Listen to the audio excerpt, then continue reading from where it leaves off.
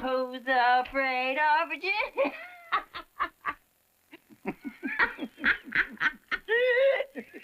The moment didn't begin with a revelation. IT didn't arrive with a sudden confession or a long hidden interview surfacing decades later. There were no breaking headlines, no dramatic expose, no single moment where the truth about Elizabeth Taylor was finally uncovered. And yet, over time, something shifted, quietly, gradually, and in a way that would reshape how the world understood one of Hollywood's most iconic figures. Because the story people thought they knew about Elizabeth Taylor was never the full story. IT was a visible one, the polished one, the version framed by flashing cameras, red carpets, and carefully constructed narratives. But beneath that image, another reality had always existed. The world saw glamour. What it missed was control. From an early age, Taylor was not simply moving through Hollywood. She was learning how to navigate it, while studios attempted to shape her career. She studied the system itself. Contracts, negotiations, power structures. Details most actors ignore became tools she quietly mastered. And those who worked behind the scenes began to notice something unusual. She wasn't being managed. She was managing. By the time she reached the height of her fame, Taylor had already begun redefining what it meant to be a leading actress. She demanded unprecedented salaries. She negotiated terms that shifted leverage away from studios. She turned her celebrity into influence, long before that strategy became standard. But the public narrative never focused on that. It focused on the diamonds, the romances, the spectacle, because spectacle was easier to sell than strategy. And yet, even that was only part of the story. Behind the glamour was a life marked by physical struggle that rarely made headlines in full.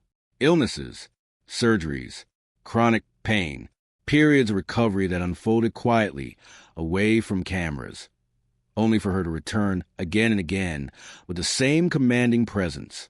It created a contradiction few fully understood. A woman portrayed as fragile, who lived with extraordinary resilience. Then there was her personal life, often reduced in numbers and headlines. Marriages counted, relationships analyzed, public moments dissected. But what remained largely unexamined was her refusal to conform. In an era that demanded perfection, Taylor chose visibility over control. She lived openly, made choices unapologetically, and accepted scrutiny without retreating from it. What many labeled controversy, others later recognized as independence. She was not defined by expectation. She was resisting it. And perhaps the most overlooked chapter of all came later, not in film, but in purpose. At a time when fear and stigma surrounded the global AIDS crisis, Taylor stepped forward when many others remained silent. She didn't wait for public opinion to shift. She didn't calculate the risk to her image. She acted, using her platform to raise awareness, fund research, and challenge silence. She transformed influence into advocacy. It was a role that didn't come with scripts or applause, but it carried impact far beyond Hollywood. And inside the industry, perceptions began to change. Quietly, gradually, because when the spotlight dimmed, what remained was not just an icon of beauty or fame, but a figure of complexity, intelligence, and unexpected depth. The surprising truth was never hidden. It was overshadowed by the very image that made her famous. And as time passed, those overlooked details began to resurface. Not all at once, not dramatically, but piece by piece, forming a clearer picture of who Elizabeth Taylor truly was.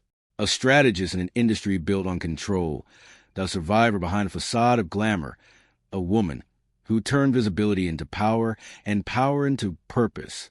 The legend never changed, but the understanding of it did, quietly, gradually, without announcement, because sometimes the most revealing stories are not the ones the world hears loudly. They're the ones it only begins to understand years later. The moment didn't begin with revelation. IT didn't arrive with a sudden confession or a long-buried secret finally brought into the light. There were no urgent broadcasts, no exclusive interviews, no single piece of evidence that forced the world to reconsider everything it thought it knew about Elizabeth Taylor. And yet, over time, something shifted, quietly, persistently, and in a way that would reshape her legacy far beyond the image the public had carried for decades. Because the story of Elizabeth Taylor was never incomplete. It was simply misunderstood. The world saw the surface, the brilliance of old Hollywood at its peak, the diamonds, the romance, the headlines that followed her every move, a life so visible it seemed impossible that anything could remain hidden. But visibility can be deceiving, because what people saw was performance. What they didn't see was intention. From the earliest days of her career, Taylor existed inside a system designed to control her. Studios dictated roles. Publicists shaped narratives. Contract defined boundaries. For most actors of her era, that system was absolute, but not for her. Behind closed doors, away from cameras and scripted appearances, Taylor was paying attention. She studied how decisions were made. She observed where power truly lived, not in the spotlight, but in negotiations, in contracts, in the quiet conversations that determined everything before the cameras ever rolled. And slowly, she began to shift that balance. It didn't happen overnight. IT didn't happen loudly, but it happened. By the time she reached global superstardom, Taylor was no longer simply participating in Hollywood. She was influencing it. She negotiated unprecedented deals, demanded salaries that challenged the industry's limits, and redefined what a leading actress could ask for and receive. This wasn't defiance for the sake of rebellion. It was strategy.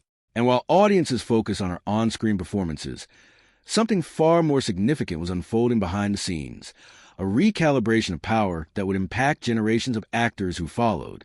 Yet, even that was only one part of the story, because beyond the control she exercised professionally, there was a personal reality that remained largely invisible, a life marked by endurance. Health challenges followed her for years, often serious, often recurring, and frequently managed away from public view, surgeries that required recovery, conditions that demanded resilience, moments where stepping away would have been understandable, even expected. But she returned, again and again, not cautiously, but completely. It created a contrast that few fully understood, a woman portrayed by tabloids as delicate, even fragile, yet operating with a level of strength that defied that narrative entirely. And then there was a part of her life the public thought it understood best, her relationships. The headlines were constant, the scrutiny relentless, each marriage dissected, each decision analyzed. Over time, her personal life became shorthand for controversy. But that interpretation missed something fundamental. Choice. In an era where image was tightly controlled, especially for women in the public eye, Taylor refused to reduce herself to expectation. She loved openly. She made decisions without apology. She accepted the consequences without retreat. What some viewed as instability, others would later recognize as autonomy. She was not losing control of her story. She was refusing to let others write it for her. And then, as her career moved into a different phase, another transformation began, one that would ultimately redefine her legacy more than any film ever could. Because when the AIDS crisis emerged, it brought with it fear, silence, and widespread stigma. Many public figures chose distance. The risks to reputation were too great, the subject too controversial. But Taylor moved toward it. Not cautiously, not strategically, convincingly. She used her platform not to protect her image, but to challenge indifference. She raised awareness when awareness was scarce. She helped fund research when funding was limited. She stood publicly with those who were being ignored, at a time when doing so carried real personal and professional risk. This was not performance. It was conviction. And in that moment, the perception of Elizabeth Taylor began to shift in a way no film or headline had ever achieved. Quietly, gradually, irreversibly, because the world began to see something it had overlooked for years, that behind the fame was a figure of influence far more significant than the role she played on screen. A woman who understood power and chose to use it. Inside Hollywood, the recognition came slowly. Conversations changed. Perspectives evolved. The image of Taylor as simply a glamorous icon began to give way to something more complex, more substantial. But outside Hollywood, among the public, the realization took longer, because legends are difficult to reinterpret. They are easier to admire than to reassess. And yet, piece by piece, the overlooked details surfaced, not as shocking revelations, but as clarifications, not as contradictions, but as expansions of a story that had always been there, just not fully understood. A strategist behind the spotlight, a survivor behind the image, a voice that spoke when silence was easier, a presence that reshaped influence into action. The legend of Elizabeth Taylor never faded, but the meaning of that legend changed. Quietly, deliberately, over time, because the most surprising truths are rarely the ones hidden away. They're the ones visible all along, waiting for the world to finally see them clearly. The moment didn't begin with revelation. IT didn't arrive with confession or a forgotten interview suddenly rediscovered decades later. There were no headlines powerful enough to redefine the legacy of Elizabeth Taylor overnight. No single piece of evidence that forced the world to reconsider everything it believed. And yet, the reconsideration happened anyway. Slowly. Quietly, almost imperceptibly at first. Because the truth about Elizabeth Taylor was never hidden behind locked doors or buried in secrecy. IT lived in plain sight, obscured not by absence, but by distraction.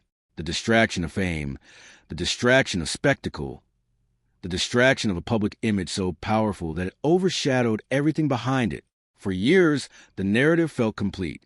A child star turned global icon, a woman whose beauty defined an era, a life filled with romance,